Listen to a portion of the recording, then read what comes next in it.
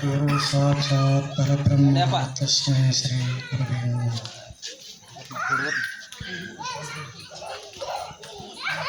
ಪ್ರಥಮದಲ್ಲಿ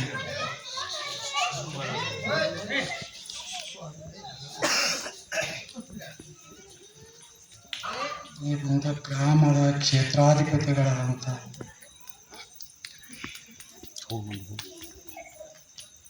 ತಮ್ಮೆಲ್ಲರ ಆರಾಧ್ಯ ದೈವವಾದಂತಹ ಮಳೆ ಶಿವಯೋಗಿಗಳನ್ನು ಹೃದಯ ಮಂದಿರದಲ್ಲಿ ಸ್ಮರಿಸುತ್ತಾ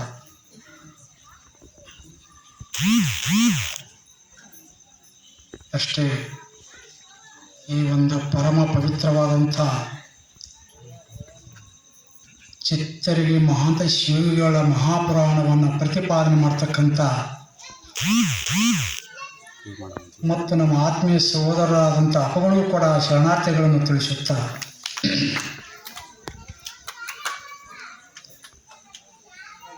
ಈ ಒಂದು ಫಲದಾಯಕವಾದಂಥ ಪುರಾಣವನ್ನು ಶ್ರವಣ ಮಾಡಲು ಬಂದಂಥ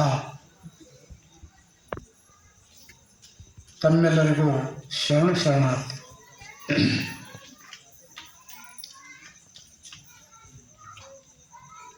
ತಮ್ಮೆಲ್ಲರಿಗೂ ಒಂದು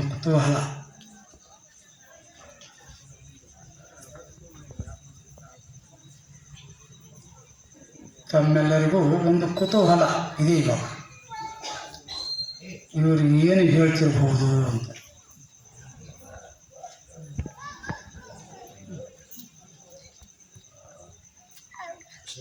ನಾವು ಹೇಳಕ್ಕೆ ಶಬ್ದಗಳು ಉಳಿದಿಲ್ಲ, ಆ ವಿಷಯನೂ ಉಳಿದಿಲ್ಲ.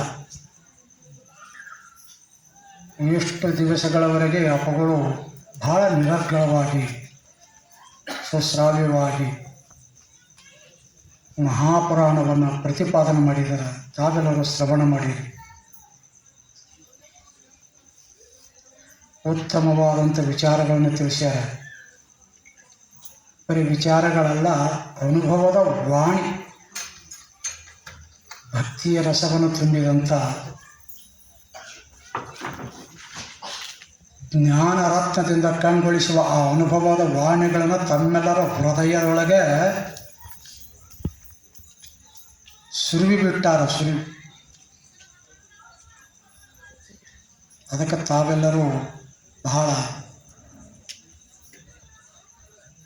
ಪರಮ ಪವಿತ್ರರು. ಈ ಒಂದು ಶ್ರಾವಣ ತಿಂಗಳಲ್ಲಿ ಅಪ್ಪಗಳನ್ನು ಕರೆಸಿ ಶ್ರಾವಣ ತಿಂಗಳಲ್ಲಿ ಮಹಾಪುರಾಣವನ್ನು ಕೇಳ್ತಾ ಇರ್ತೀರಿ. ನಮಗಂತೂ ಬಹಳ ತುಂಬ ಸಂತೋಷ ಅನ್ನಿಸ್ತದೆ.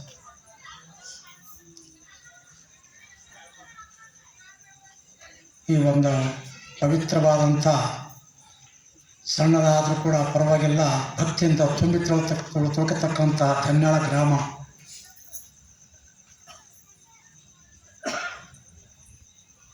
ಉತ್ತಮವಾದ ಪರಿಸರ, ಫಲವತ್ತಾದ ಜಮೀನ, ಸುತ್ತೆಲ್ಲ ಫಲವತ್ತಾದ ಜಮೀನ.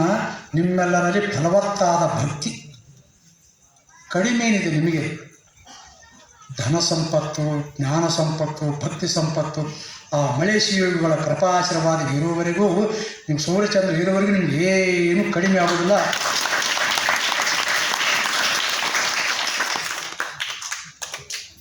ಸಮಯದ ಅಭಾವ ನಿಮಗೆ ಈ ಒಂದು ಪುಣ್ಯ ಸ್ಥಾನದಲ್ಲಿ, ಪುಣ್ಯಭೂಮಿಯಲ್ಲಿ ಈ ಕ್ಷಣದೊಳಗೆ ಒಂದು ಮಾಡಿ ತೋರಿಸ್ತಿದ್ದೆ.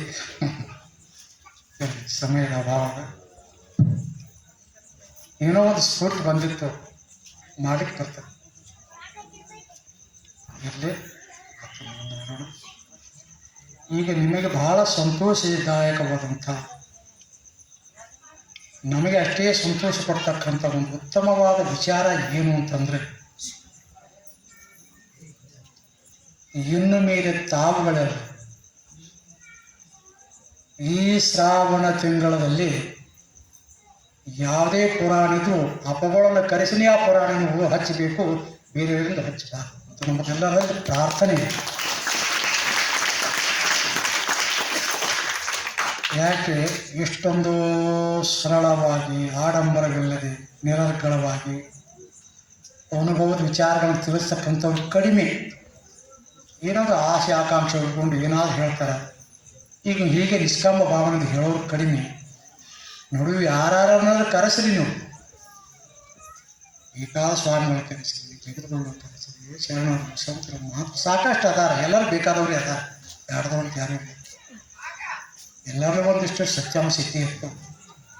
ನಾವು ಒಪ್ಪುಗಳನ್ನ ಹಚ್ಕೊಳ್ಳೋಣ. ಆದ್ರೆ ಮಾತ್ರ ಈ ಶ್ರಾವಣ ತಿಂಗಳಲ್ಲಿ ಅಪ್ಪಗಳನ್ನು ಮಾತ್ರ ಕರೆಸಿ ಈ ಶ್ರಾವಣ ತಿಂಗಳವರೆಗೆ ನೀವು ಹಚ್ಚಿದ್ರಪ್ಪ ಅಂತಂದ್ರೆ ನಿಮ್ಮ ಊರಿಗೆ ಬಂಗಾರ ಹೊಗೆ ಹಾರ್ತಂತ್ರ ಆತ್ಮವಿಶ್ವಾಸ ಇದೆ.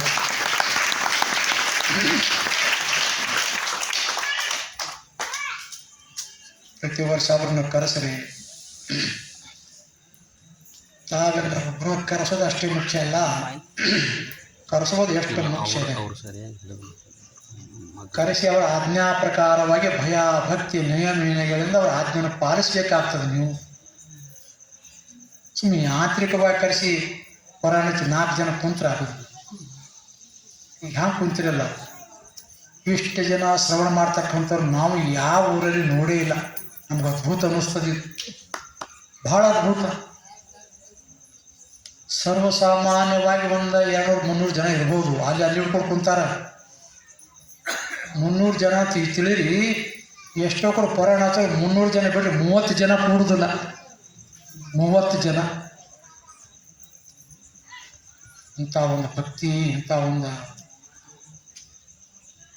ಪ್ರಾಣವನ್ನು ಶ್ರವಣ ಮಾಡ್ತಕ್ಕಂಥ ಒಂದು ಹವ್ಯಾಸ ಹಂಬಲ ನೋಡಿ ನಮಗೆ ಭಾಳ ಆಶ್ಚರ್ಯ ಅನ್ನಿಸ್ತದೆ. ನಿಮ್ಮ ಮುಂದೆ ನಾವು ಏನು ಅಲ್ಲ. ಯಾಕೆ ನಿಮ್ಮ ಮುಂದೆ ನಾವು ಏನು ಅಲ್ಲ ಅಂತಂದ್ರೆ ಭಕ್ತಿಗೆ ಭಗವಂತನೇ ಬಾಗು ಮುಂದೆ ನಾವು ಬಾಗೋದ್ರಲ್ಲಿ ಏನು ದೊಡ್ಡ ಕೆಲಸ ಅಲ್ಲ. ಅಂತ ಅದ್ಭುತವಾದ ಭಕ್ತಿ ನಿಮ್ಮಲ್ಲಿ. ಈ ಮಂದಿರ ಎಷ್ಟು ಚೊಕ್ಕಟವಾಗಿಟ್ಟು ಎಷ್ಟು ಸುಂದರವಾಗಿದೆ. ಅದರಂತೆ ಹೃದಯ ಕೂಡ ಅಷ್ಟೇ ಸುಂದರ, ಭಕ್ತಿ ಸುಂದರ, ಪರಮ ಶಾಂತಿಯನ್ನು ಕೊಡ್ತಕ್ಕಂಥ ಇಂಥ ಒಂದು ಆಧ್ಯಾತ್ಮಿಕ ಕಾರ್ಯಗಳನ್ನು ಭಕ್ತಿ ಕಾರ್ಯಕ್ರಮ ಮಾಡೋದ್ರಿಂದ ಊರಲ್ಲಿ ಒಂದು ಒಳ್ಳೆಯ ವಾತಾವರಣ, ಭಕ್ತಿಯ ಪರಂಪರೆ ನಿರ್ಮಾಣ ಆಗ್ತದೆ. ಶಾಂತಿ ಸಮೃದ್ಧಿ ನೆಲೆಸ್ತದೆ. ಪುರಾಣ ಹಚ್ಚೋದಕ್ಕೆ ಒಂದು ಉದ್ದೇಶ ಅದ, ಗೊತ್ತು, ಗುರಿ. ಸುಮ್ಮನೆ ದುಡ್ಡು ಖರ್ಚು ಮಾಡೋದಲ್ಲ, ಯಾರನ್ನಾರು ತರಿಸೋದಲ್ಲ. ಇದರ ಫಲ ನಿಮಗೆ ಪ್ರಾಪ್ತ ಆಗಬೇಕಲ್ಲ. ಈ ಫಲ ನಿಮಗೆ ಪ್ರಾಪ್ತ ಆಗಬೇಕಂತ ಸಮರ್ಥವಾದಂಥ ಒಬ್ಬ ಗುರು ಹೇಳಬೇಕಾಗ್ತದೆ. ಅಪ್ಪಗೊಳ್ಳೆ ಕಳ್ಸಕ್ಕೆ ಯಾಕೆ ಹೇಳ್ತೇವೆ ಅಂತಂದ್ರೆ ಪುರಾಣ ಹೇಳಿಕೆ ನಿಮ್ಗೆ ಆ ಫಲ ಪ್ರಾಪ್ತ ಆಗಬೇಕಾದ್ರೆ ಅಷ್ಟು ಸಮರ್ಥ ಅದಾರ ಅವರು. ನಮಗೂ ಬಹಳ ಜನ ಸ್ವಾಮಿಗಳು ಗುರುತು ಅದಾರ. ಆದರೆ ಇಲ್ಲಿವರೆಗೂ ಅಪ್ಪಗಳನ್ನು ಬಹಳ ನಾವು ಮೆಚ್ಕೊಂಡಿದ್ದೀವಿ. ನಿಮಗೆ ಎಷ್ಟು ಮೆಚ್ಕೊಂಡಿದ್ದೀವಿ ಅಂತಂದ್ರೆ ನಾವು ಎಂದೂ ಕ್ಯಾವಿ ಬಟ್ಟೆ ಹಾಕಿದವರಲ್ಲ. ನಮ್ಮ ದೇವರದ ಬಿಳಿ ಬಟ್ಟೆ ನಿಂತು ನಮ್ಮ ಜೀವನದ ಪ್ರಥಮವಾಗಿ ಕ್ಯಾವಿ ಹಾಕೋದು ಇದೇ ಪ್ರಥಮ. ಇದು ನಮಗೆ ಮಜೂರಾಗೈತೆ. ನಮಗೂ ಸೂಜಿ ಆಗೈತೆ, ಅದ್ಭುತ ಆಗೈತಿ, ಆಶ್ಚರ್ಯ ಅನಿಸೈತಿ. ಬಿಳಿ ಬಟ್ಟೆ ಅವ್ರು ಎಷ್ಟು ಸಮರ್ಥರ ಅಂತ ಹೇಳ್ಬೇಕಂದ್ರೆ ಇನ್ನೊಂದು ಪ್ರತ್ಯಕ್ಷ ದೃಷ್ಟಾಂತ. ಇದೇನು ಕಡಿ ಐತಲ್ಲ, ನಾವು ಕಡಿ ಉಂಗುರ ಹಾಕಿದವರು ಅಲ್ಲ, ಇದನ್ನು ಭಾಳ ದೂರಿದ್ದವ್ರು ನಾವು. ಈ ಕಡಿ ಉಂಗುರದಿಂದ ಅಷ್ಟೇ ಅಲ್ಲ, ಸಮಾಜದಿಂದ ನಾವು ದೂರಿದ್ದವ್ರು. ನಾವು ನಮ್ಮ ಮಟ್ಟಕ್ಕೆ ನಾವು ಯಾರಿಗೆ ಬರ್ಬಿಡೋದಿಲ್ಲ. ಬರ್ತದೆ, ಯಾರಿಗೆ ಬರ್ಬಿಡ್ತಾರೆ. ಅಪ್ಪಗಳು ಹೇಳ್ಯಾರ ಅಂತ ಬಂದೀವಿ ನಾವು, ಬರೋದು ನೀವು. ಅಂಥವರು ಅಪ್ಪಗಳ ಮಾತು ಮೀರು ಬರೋದು ಯಾವಾಗ ಹೇಳ್ಯಾರ ಗುರು ಆಶೀರ್ವಾದ ಅಂತ ತಿಳ್ಕೊಂಡು ಕ್ಯಾವಿ ಬಿಟ್ಟು ಹಾಕೊಂಡ್ಬಿಟ್ಟಿವಿ. ಈ ಕಡೆ ಹಾಕಿದವರು ಅವರೇ, ಉಂಗುರ ಹಾಕಿದವರು ಅವರೇ. ನಮ್ಮ ಜೀವನದೊಳಗೆ ಇವು ಹೊಸ ಪವಾಡಗಳಿವೆಲ್ಲ ಅವು.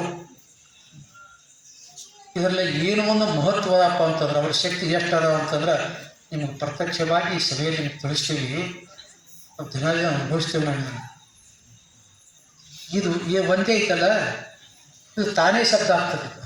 ಇದು ಮುಂಜಾನೆ ಆಯ್ತು ಇವತ್ತು ನಮ್ಮಲ್ಲಂತೂ ನಮಗೆ ಮಾಮೂಲಿ ಆಗಿಬಿಟ್ಟೈತಿ. ಶಬ್ದ ಆಗಬೇಕಾದ್ರೆ 2 ವಸ್ತುಗಳು ಬೇಕು, ಘರ್ಷಣೆ ಆಗಬೇಕು, ಟಚ್ ಆಗಬೇಕು. ಗಂಟೆ ತಾನೇ ಶಬ್ದ ಆಗೋದಿಲ್ಲ, ಅದಕ್ಕೆ ಬಡಿಯೋರು ಬೇಕು.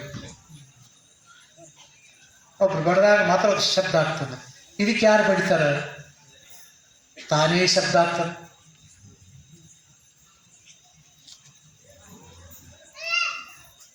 ಇದು ಮಳೆ ಶಿವಯೋಗಿಗಳ ಆಶೀರ್ವಾದ ಅಂತ ನಾವು ತಿಳ್ಕೊಂಡ್ವಿ. ಏಕೆಂದ್ರೆ ಈ ಒಂದು ಕಡೆ ಹಾಕಿಕೊಂಡು ಒಂದು ಪರಮ ಪವಿತ್ರವಾದ ಯಾವುದೇ ಸ್ಥಾನಕ್ಕೆ ನಾವು ಬಂದಿದ್ದೇವೆ ಅಂದ್ರೆ ಇಲ್ಲೇ ಧನ್ಯಾಳ ಗ್ರಾಮದೊಳಗೆ ಮಳೆ ಶಿವಯೋಗಿಗಳ ಆಶ್ರಮಕ್ಕೆ ಬಂದಿದ್ದು ಪ್ರಥಮ ಆಗಿದೆ. ಅದಕ್ಕೋಸ್ಕರವಾಗಿ ಮಳೆ ಶಿವಯೋಗಿಗಳೇ ಸಾಕ್ಷಾತ್ ನಮ್ಮ ಮಕ್ಕಳಾದ ಅಂತ ನೀವು ತಿಳ್ಕೊಂಡು ಇನ್ನು ಮೇಲೆ ಶ್ರಾವಣ ತಿಂಗಳಕ್ಕೆ ಅವರನ್ನು ಕರೆಸಿ ನೀವು ಪುರಾಣವನ್ನು ಹಚ್ಚಿದ್ರಿ, ಶ್ರವಣ ಮಾಡಿದ್ರಪ್ಪ ಅಂತಂದ್ರೆ ನಿಮ್ಮ ಸಕಲ ಇಷ್ಟಾರ್ಥಗಳು ಆ ಮಳೆ ಶಿವಗಳು ಏನದ ತಪೋಶಕ್ತಿ ನಮ್ಮ ಅಪ್ಪಗಳ ರೂಪದಲ್ಲಿ ನಿಮಗೆ ಫಲ ಪ್ರಾಪ್ತ ಆಗ್ತದೆ. ಯಾವ ಸಂಶಯವೂ ಇಲ್ಲ. ಅದು ಗಟ್ಟಿ ಕನ್ನಡ. ಅದಕ್ಕೋಸ್ಕರವಾಗಿ ತಾವೆಲ್ಲ ನಿಮಗೆ ಇಲ್ಲಿವರೆಗೆ ಹೇಗೆ ಪುರಾಣವನ್ನು ಕೇಳ್ತಾ ಬಂದಿರಿ, ಇನ್ನು ಪುರಾಣ ಮಂಗಲ ಆಗುವವರೆಗೂ ಇನ್ನು ಹೇಗೆ ಭಯ ಭಕ್ತಿಯಿಂದ ಶ್ರವಣ ಬರ್ತಾ ಇರಿ. ಇನ್ನೂ 4-5 ದಿವಸ ಉಳಿದಿರ್ಬೋದು, 4-6 ದಿವಸ 8 ದಿವಸ ಉಳಿದಿರ್ಬೋದು. ದಿನ ಕೇಳೋಕ್ಕಾಗಲ್ಲ, ದಿನ ಹಚ್ಚೋಕ್ಕಾಗಲ್ಲ, ಪ್ರಪಂಚ ವ್ಯವಹಾರಗಳೊಂದು ಇರ್ತಾವಲ್ಲ. ಶ್ರಾವಣ ತಿಂಗಳೊಂದು ಹಿರಿಯರು ಮಾಡಿಟ್ಟಾರ. ಶ್ರಾವಣ ತಿಂಗಳು ಅಂತಲ್ಲ, ಶ್ರವಣ ತಿಂಗಳಾಗಿದೆ. ಶ್ರವಣ ಅಂದರೆ ಕೇಳೋದು.